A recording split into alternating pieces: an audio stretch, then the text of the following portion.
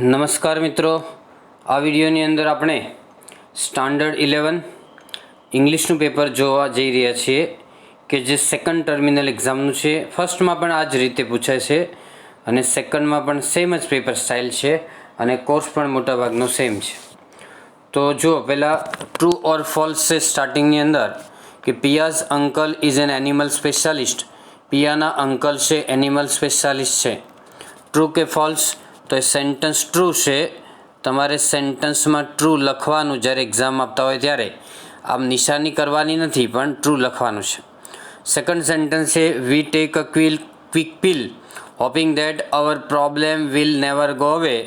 આપણે ઝડપી ગોળી લઈએ છીએ કે આપણો પ્રોબ્લેમ કદી દૂર ન થાય, એટલા માટે ઝડપી ગોળી લઈએ છીએ, તો ફોલ્સ છે.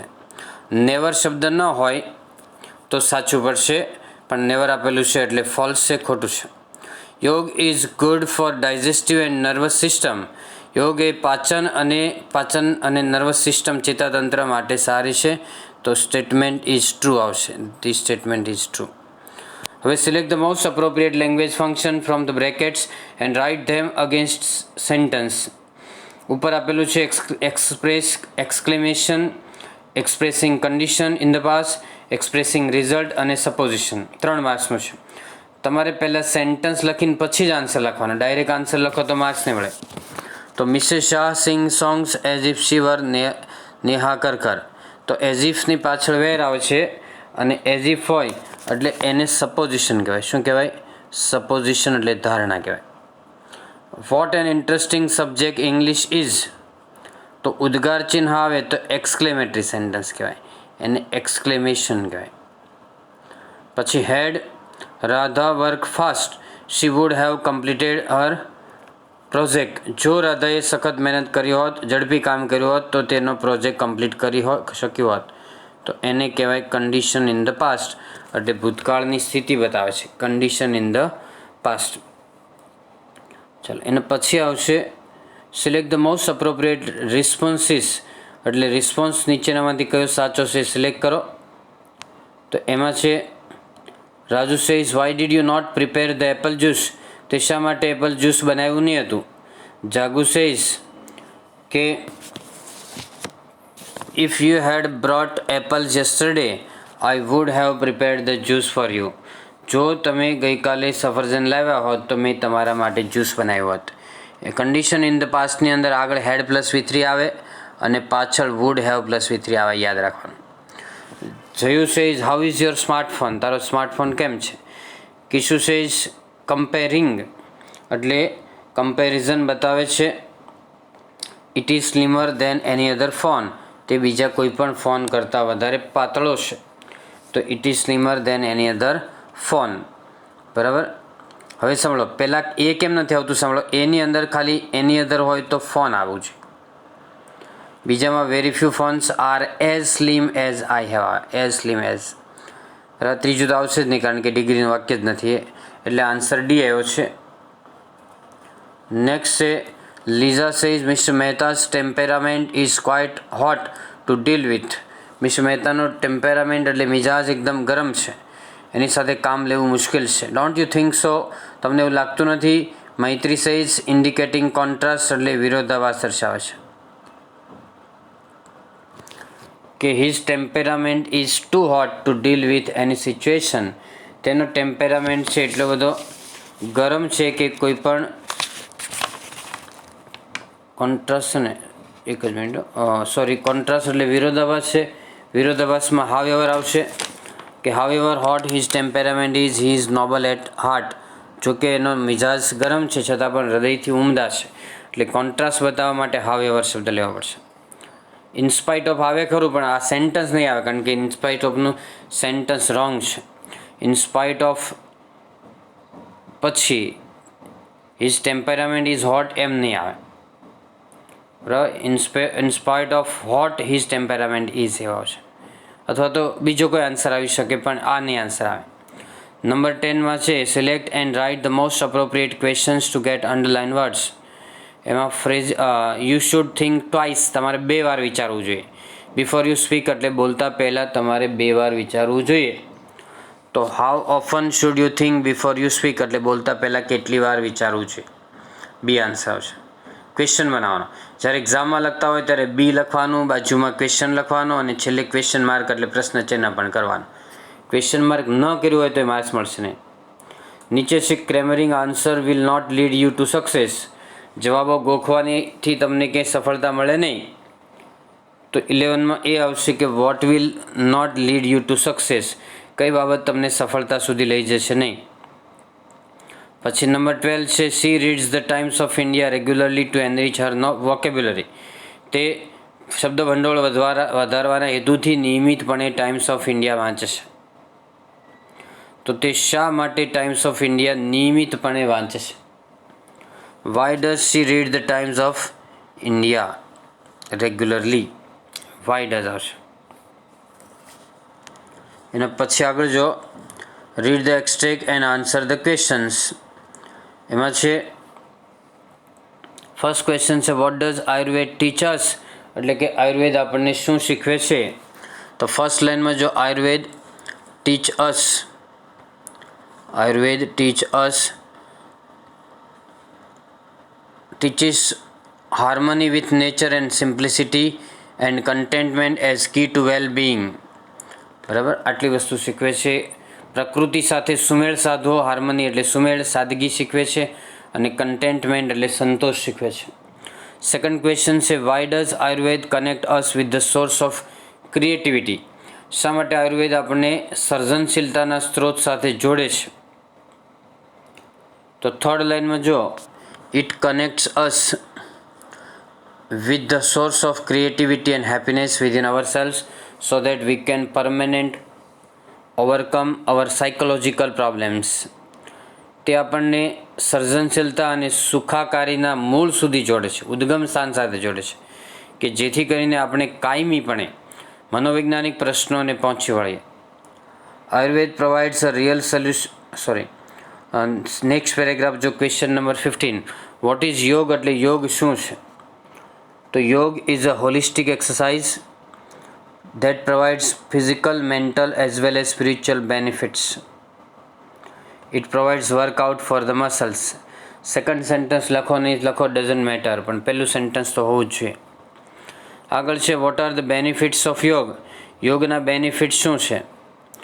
તો અહીંથી ચાલુ કરો સેકન્ડ લાઇનથી, તો તમારે અહીંથી તે પછી છેલ્લે સુધીમાં ગમે તે એક લખો, બે લખો, ત્રણ લખો, બધું જ ચાલે. It also benefits joints, ligaments and the skeleton system by improving flexibility and balance. It is good for health and stimulates the cardiovascular system. It oxygenates the blood and helps to strengthen the heart. પછી next question જો કે why did the people of Tehri Gadwal began a non-cooperation movement?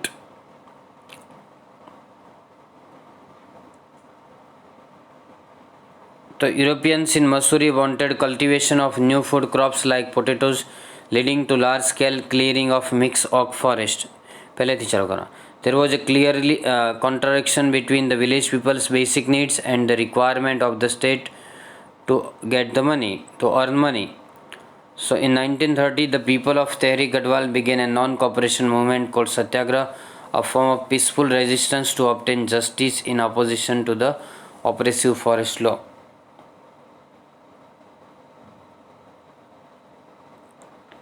ત્યાર પછી આવશે what did the Europeans want, એટલે Europeans લોકો શું ઈચ્છતા હતા? તો the Europeans in Mussoorie wanted cultivation of new food crops like potatoes. બસ આટલી સુધી લખશો તો ચાલશે. ત્યાર પછી આવશે since time began, the natural broad-leaved forests of the Himalayas have played a significant role in the life of people of Uttar Pradesh. In fact, the forests are the foundation of economy. અર્થતંત્રનો પાયો છે. Of the hill villages એટલે ગામડાના લોકોનો. આગળ જો 21 નંબરમાં છે where the Olympics games being held. તો the Olympic games were being held in Berlin, એટલે જર્મનીની રાજધાની છે ત્યાં યોજાઈ હતી. What was the target of narrator? The target of the narrator was one or two of the gold medals. એક બે ગોલ્ડ મેડલ જીતવાનો એનો ટાર્ગેટ હતો. Give meaning of perspired. Perspired એટલે પરસેવળી જવો. પરસેવળી જવો એટલે સ્વેટેડ એટલે પરસેવળી જવો. ના આવડે તો ઈડીવાળું છે તો ઈડીવાળું લખી દેવાનું છે. સ્વેટેડ અને પરસ્પાયર્ડ એટલે પરસેવાવાળો એવું થાય છે. આગળ જો. Why does the poet want to protect the tree? કવિ શા માટે વૃક્ષનું રક્ષણ કરવા માંગે છે? The poet wants to protect the tree because in youth it sheltered him. યુવાનીમાં તે તેને આશ્રય આપતો હતો. Because in youth it sheltered him. મીનું હિમ કરી દેવાનું. હુ પ્લાન્ટેડ ધ ટ્રી એટલે કોણે વૃક્ષ વાવ્યું હતું?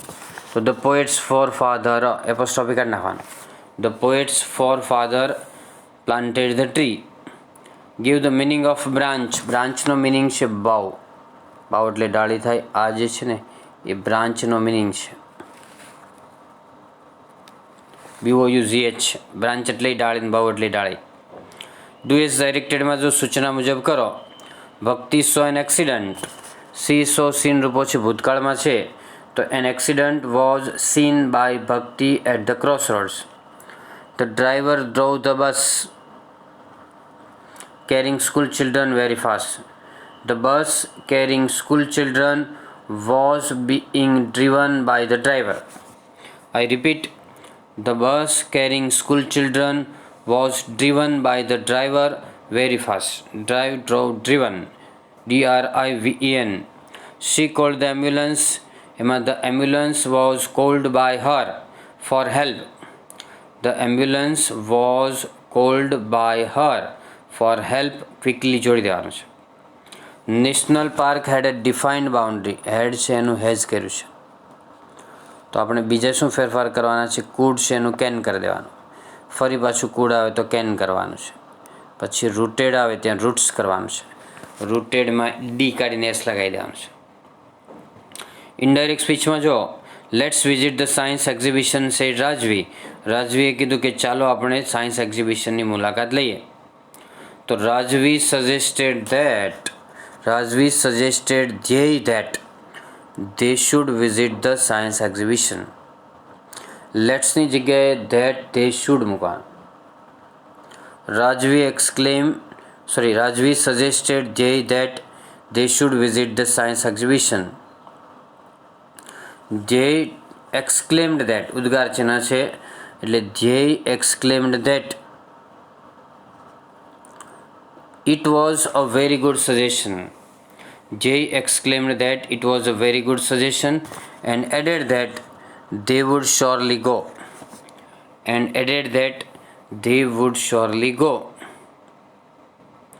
Rajvi thanked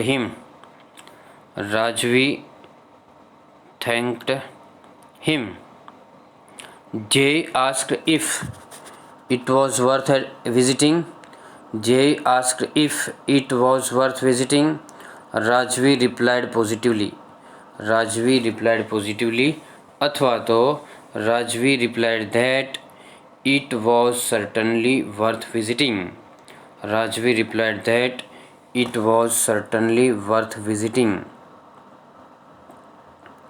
ઓકે ચાલ આગળ જો. Sonia studies so seriously that she forgets to have her breakfast. સો આવે એટલે ધેટ વાળું સેન્ટેન્સ લખવાનું કે તે એટલો બધી ગંભીરતાથી અભ્યાસ કરે છે કે તે નાસ્તો કરવાનું પણ ભૂલી જાય છે. Wear such a T shirt as is printed. એવું ટી શર્ટ પહેરો કે જે પ્રિન્ટેડ હોય એટલે સચ સાથે એઝ આવશે. પછી Mihir counts the currency notes as a cashier does. Manner છે. મેનરમાં એઝ અથવા લાઇક આવે. જો સપોઝિશન હોય તો એ આવશે. સપોઝિશન હોય તો એ આવે as if you are cashier. પણ અહીંયા મેનર છે એટલે સી આન્સર લેશું. એ યાદ રાખવાનું છે. ચાલો એના પછી જો laughter is the best medicine એટલે હાસ્ય એ શ્રેષ્ઠ દવા છે. It is difficult to laugh always એટલે હંમેશા હસવું મુશ્કેલ હોય છે. We must practise taking things lightly. The person who takes things in a light ways remains happy. Person એટલે વ્યક્તિ માટે હું લેવાનું છે. માણસ સિવાયની વાત હોય તો વિચ કે ધેટ લેવાનું છે. એસેની અંદર ઈચ વન ટ્રી વન અને હેલ્થ ધ પ્રેશિયસ વેલ્થ, આ બેમાંથી એક એસે લખવાનો છે. ત્યાર પછી એપ્લિકેશનના અથવામાં સ્પીચ છે. એપ્લિકેશનના અથવામાં સ્પીચ છે. સેવ વોટર એટલે પાણી બચાવો, એ કરવાની છે. તો મિત્રો આ રીતે તમે જો પેપર સોલ્વ કરશો, આપણે 2-3 પેપર મૂકી દીધા છે, એટલે જે પેપર સોલ્વ કરશે એને ખૂબ સારા માર્ક્સ આવશે. વિડીયો ગમે તો લાઇક કરો, શેર કરો અને ચેનલને સબસ્ક્રાઈબ કરો. That's all. Happy learning, happy sharing. Thank you very much.